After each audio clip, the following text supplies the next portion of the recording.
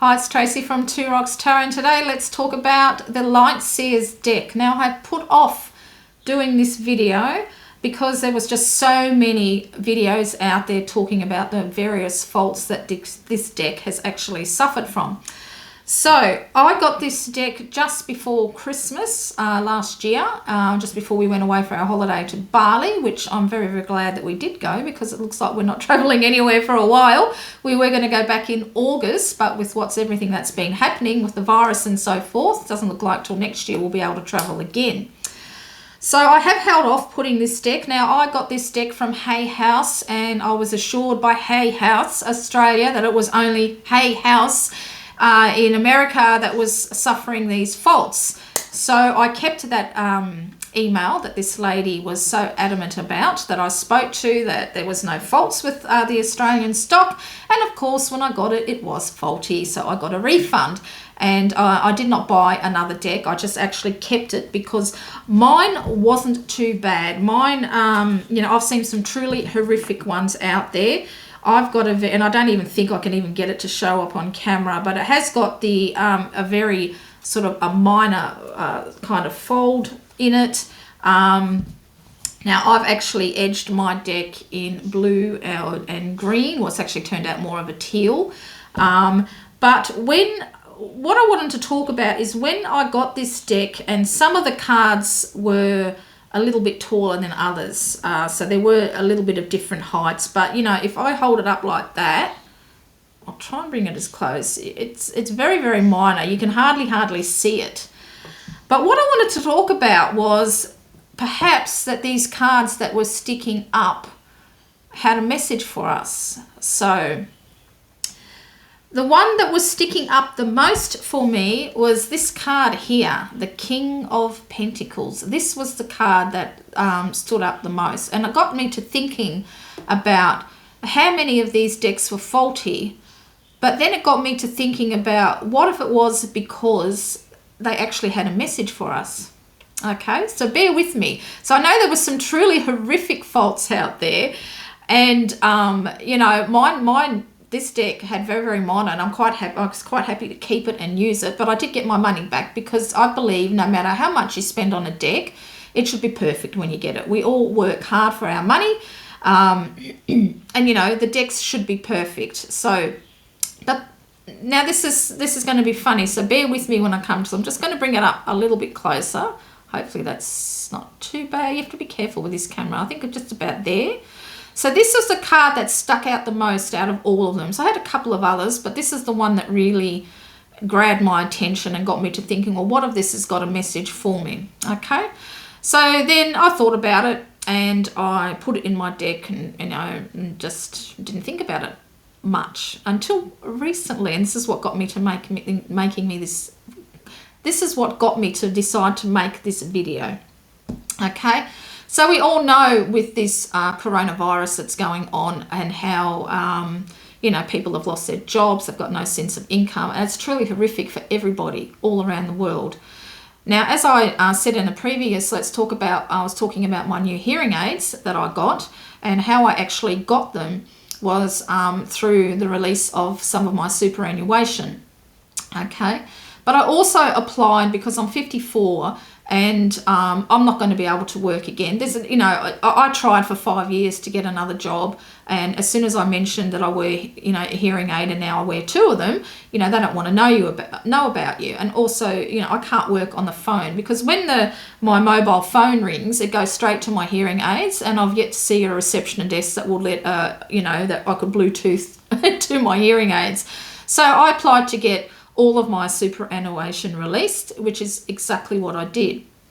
Now, when I did get this, the rest of my superannuation, after I bought my hearing aids, we paid out 2-3 loans, I think. Now, one of the loans being, and this is where the little dog comes in. Now, you all know that I had Oscar, my beautiful pug cross, who passed away. But prior to that, a year ago, we actually took a loan out to get his cataracts removed so he could see. But unfortunately, both his retinas detached and he ended up going blind. But it was $6,500 for this particular loan. And this was one of the loans that we actually paid out.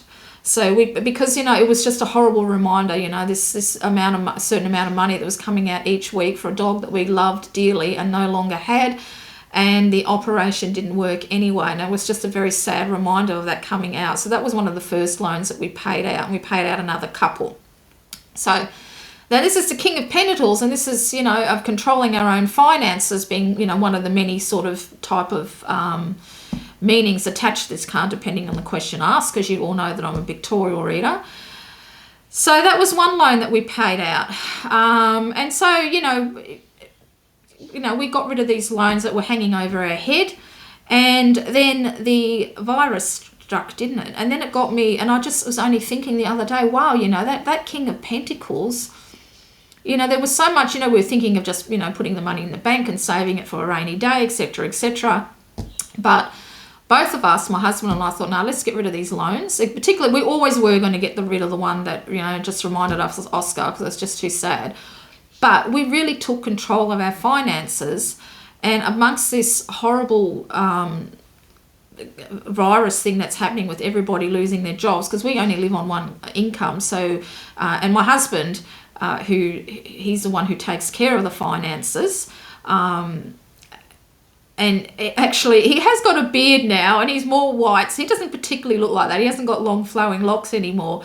But he really does take care of the finances. And Oscar always was with him. He always used to sit with him on the lounge chair. He used to swap between the two of us because we got recliners, so he used to like to sit between our legs. He always had to be with us, especially when he went blind. He got more and more needy. So that was the first thing we did, was get rid of that loan. My husband controls the finances, and if that kind of sounds a bit 1950s, let me explain a little bit about that. My previous marriage, I was the one who had to take care of the finances, and he was a prick. He used to just like spend all the money, and it was a real head, you know what, for me.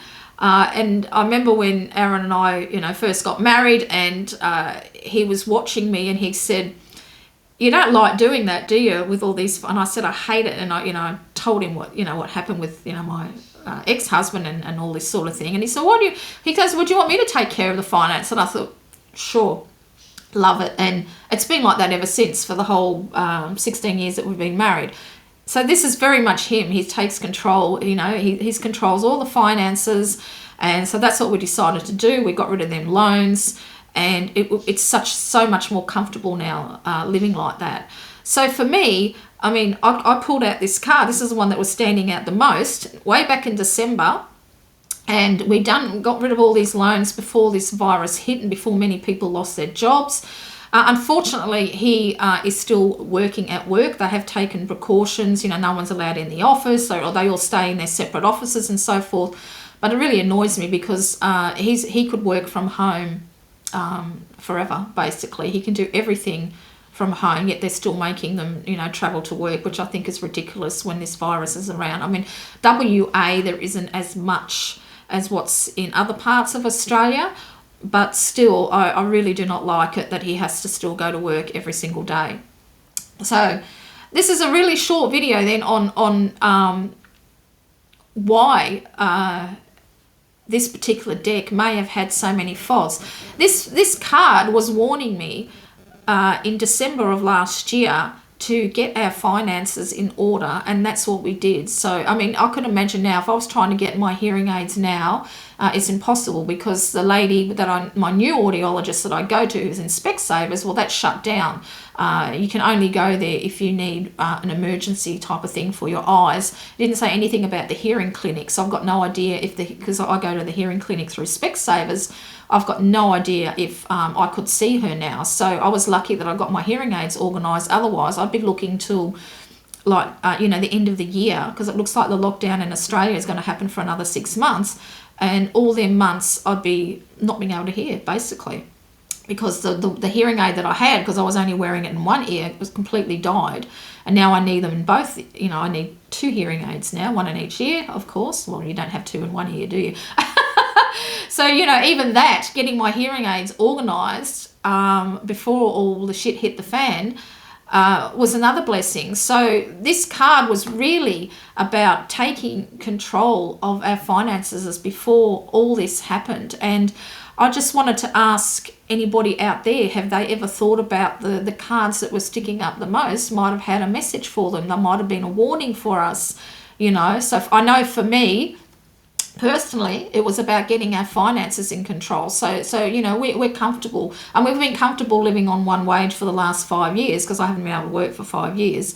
And, you know, we're lucky because our kids have grown up and left home, and because there's a lot of other people who aren't in this situation. But because we've always lived well within our budget, and now we've gotten rid of those loans that were sort of eating away into it, you know, we're okay, which is really, really lucky. So this card had such an amazing meaning. Truly, it really, really has. You know, it just blows my mind that because I wasn't even going to get this deck, and the reason I got this deck is because when I was still going to Nina's house before this all happened, she got it, and you know, she had a few, I think, I can't remember how many faulty decks now that she had. I'm not too sure if it was the one or two.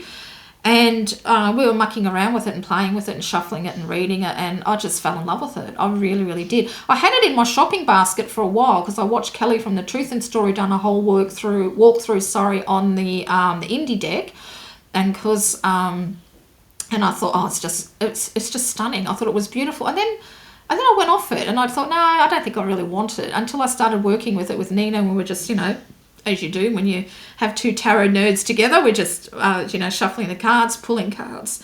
And I loved it. I thought it was awesome. So I thought, yeah, you know what, I'm going to buy it. And I got it delivered to her house because I was going to Bali. Actually, that was 2 decks was going to her house. I think with the Guardian Tarot was another one. So I just think that's really amazing. So that's what I ask for you to do, is perhaps have a look at the faults in your deck and see which one stands out the most for you. And even though you may have this deck for a while, you know, this card really became clear to me only a few weeks back, because my husband and I were only saying last week, or actually this weekend over Easter break, about how lucky we were that money come through and we could pay off these loans before all this happened. Now, I'm lucky. His job is considered as an essential service because he supplies the mining sites here in Australia. So, you know, it's staying open. So many other people were so unfortunate not to happen. So this deck, even having the faults, really gave me an amazing message. And besides that, I still, you know, it shuffles beautifully. It's kind of a very buttery. It's quite thick, but it's a good deck. The guidebook isn't too bad. You know, it's very light and fluffy, the meanings, but you know, it's a little bit different. It's more modernized, I suppose, if you're looking for it. It's not something that I actually use. You know, as always, I just, you know, look at the actual images. One of my favorite cards of all too is this particular deck. I just love this card, I should say. The 6 of Cups is my favorite, because if you're looking at nostalgia, I mean, and especially for me, you know, we think of Oscar all the time, and I think of my cat Blackie that I had for 22 years and other pets that I've loved and lost throughout my life. And I think this sums up perfectly the 6 of Cups. And even talking about nostalgia, my husband and I, we got this bed head, and we decided finally yesterday that we would mount it to the wall. We'd actually drill it onto the wall because it's just one of those, you know, square ones.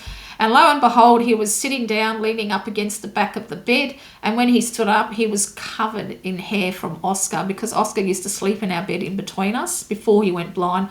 Once he got blind, he didn't like it anymore because he was afraid he was going to fall off. And there was so much hair behind that. I could not believe it. I could not believe there was still so much hair that we find from him.